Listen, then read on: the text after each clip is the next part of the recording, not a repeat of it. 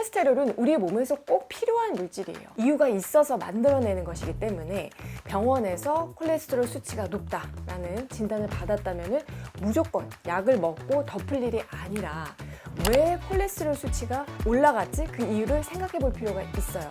왜냐하면 원인만 잘 찾아내서 그에 맞게 식습관, 생활습관을 좋은 쪽으로 교정하면 약 없이도 충분히 콜레스테롤 수치는 떨어질 수가 있기 때문입니다. 물론 가족성 고콜레스테롤 혈증이라고 유전적으로 콜레스테롤이 높은 사람도 있어요. 다른 가족들하고 다 같이 이 유전자에 결함이 있어서 LDL 콜레스테롤 수용체가 워낙에 부족하기 때문에 젊었을 때부터 LDL이 막 한 190 정도까지 그 이상으로 높아지고 또 이와 함께 심내 혈관에 문제가 생겨서 갑자기 심근경색이나 중풍까지 오는 경우들도 있습니다. 이때는 콜레스테롤 약을 굉장히 강하게 써야 하고 다른 추가 약이 필요할 수도 있어요. 그런데 이런 경우가 아니라면 약 없이 콜레스테롤 수치를 낮춰볼 수가 있는데, 자, 오늘 그 방법을 차근차근 한번 풀어볼게요. 콜레스테롤 수치가 올라갈 만한 이유를 먼저 한번 생각해 봐야겠죠. 자, 첫 번째, 우리 몸에서 콜레스테롤을 너무 많이 만들어서 문제가 되는 경우. 두 번째, 만들긴 했는데 막상 잘 써먹지 못해서 수치가 올라가는 경우. 자, 셋째, 다 쓰고 남은 것이 몸 밖으로 배출이 안 되는 거. 그리고 네 번째, 콜레스테롤 생산 공장에 간에 문제가 생겼네요.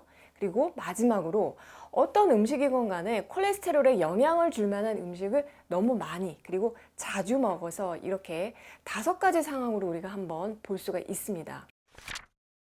원인이 이 중에서 한 가지가 될 수도 있고 또 이 모든 것들이 복합적으로 원인이 될 수도 있는데, 자, 먼저 우리 몸에서 콜레스테롤 생산이 과다한 그런 상황으로는 어떤 원인들이 있을까요? 대표적인 것이요, 여러분. 만성염증입니다.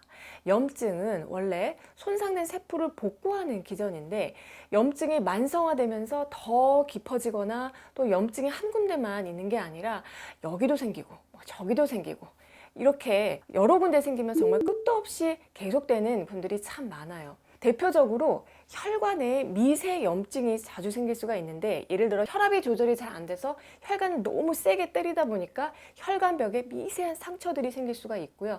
또 혈당 스파이크가 생겨도 혈액 속에 끈적한 당분이 한꺼번에 막 쏟아져 나오면서 혈관벽을 부식시킬 수가 있어요. 고혈압이 물리적으로 혈관을 손상시킨다면 고혈당은 화학적으로 손상을 시키는 건데, 하여간에 이렇게 우리 몸 곳곳에 혈관벽 세포가 망가지면은 간에 콜레스테롤 좀 보내줘 라고 신호를 보내게 되고요. 그럼 간에서는 손상된 곳을 떼우고 또 새로운 세포막으로 교체하기 위해서 콜레스테롤을 열심히 만들어서 해당 부위까지 배달을 해줍니다. 약 없이 콜레스테롤을 낮추는 방법 1탄에서 이렇게 간에서 손상된 세포 부위로 콜레스테롤을 배달하는 택배차를 뭐라고 말씀을 드렸죠?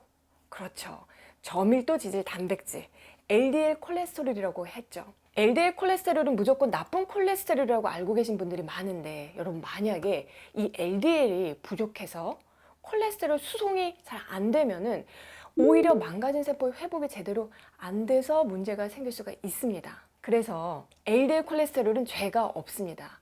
우리 몸이 필요하니까 운행을 하는 건데 택배 물량이 너무 많아진 거예요. 그러면 이 택배차가 혈관으로 막 쏟아져 나오면서 문제가 생긴다는 거죠. 만약에 콜레스테롤 수치가 올라갔다면 머리로 가는 경동맥의 혈관, 또 눈의 미세한 혈관, 이 손발에 가는 혈관, 그리고 콩팥도 혈관이 막 실타래처럼 얽힌 그런 혈관 덩어리이기 때문에 이런 혈관들은 괜찮은지, 만성염증은 없는지 내 몸을 한번 체크해보고 그렇다라고 하면 염증부터 다스려야 합니다. 만성염증이 있는지 없는지 어떻게 알 수가 있을까요?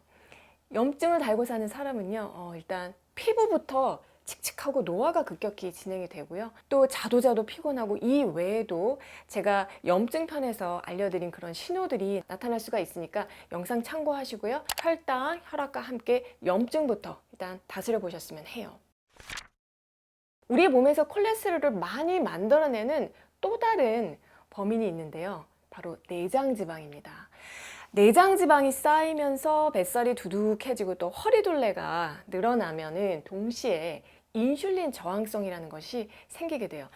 인슐린 저항성이라는 게 뭐냐면요, 우리 몸의 세포들이 인슐린이 나와도 이 인슐린에 저항을 해서 반응을 잘 안 해주는 건데, 인슐린 저항성이 생기면은 간에서는 이거를 비상사태로 간주를 해서 콜레스테롤 합성을 늘리게 됩니다.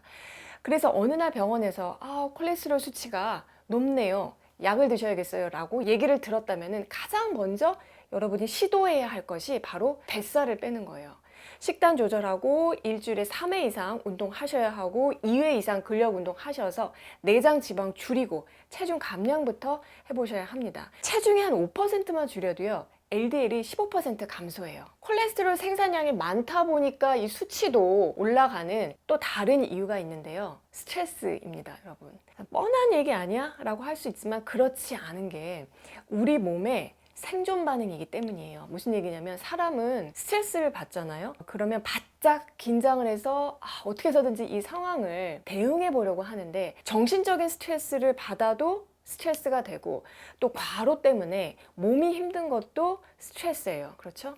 그래서 스트레스를 받으면 자동 반사적으로 콩팥 위에 깔때기처럼 부신이라는 호르몬 기관이 있는데, 여기에서 부신피질 호르몬, 즉 천연 스테로이드 호르몬을 만들어서 급한 불을 끄려고 하는데, 스트레스가 많으면 호르몬도 많이 필요하겠죠. 이 생존 호르몬의 원료가 콜레스테롤이기 때문에 잠 못 자고 스트레스 받는 상황에 계속 내가 방치가 되었었다면 몸도 마음도 좀 편해질 수 있도록 달래주셔야 해요. 몸이 안정 상태가 되어야 콜레스테롤이 떨어질 수가 있습니다. 한편으로 만들어낸 콜레스테롤을 써먹지 못해도 콜레스테롤 수치가 올라간다고 말씀을 드렸는데, 그러니까 콜레스테롤 생산을 했어. 그래서 주소지까지 택배 발송을 했는데 받아주질 않고 택배를 자꾸 반송하는 상황인 거예요. 콜레스테롤을 써먹지 못하는 가장 흔한 이유가요, 호르몬 감소인데요.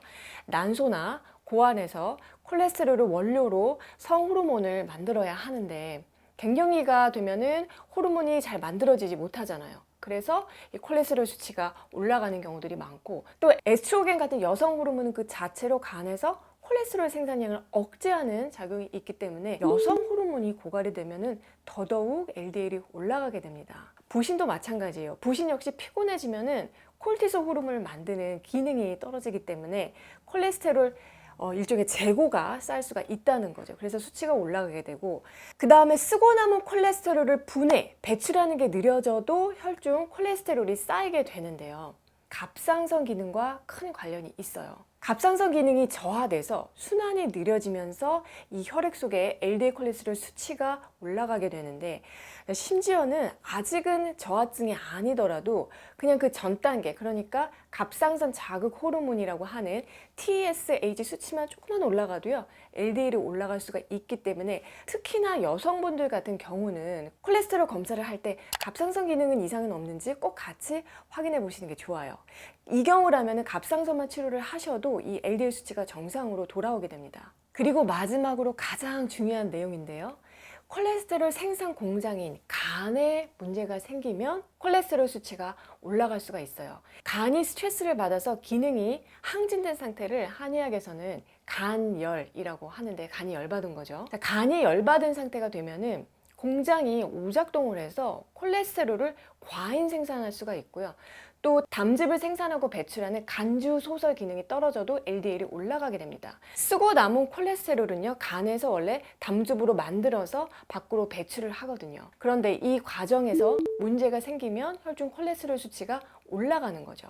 그리고 간에 지방이 끼어서 지방간이 되어도 간이 제대로 된 기능을 못하기 때문에 역시 간이 문제가 되는 사람은 간부터 살리는 것이 곧 콜레스테롤 수치를 낮추는 방법이 돼요.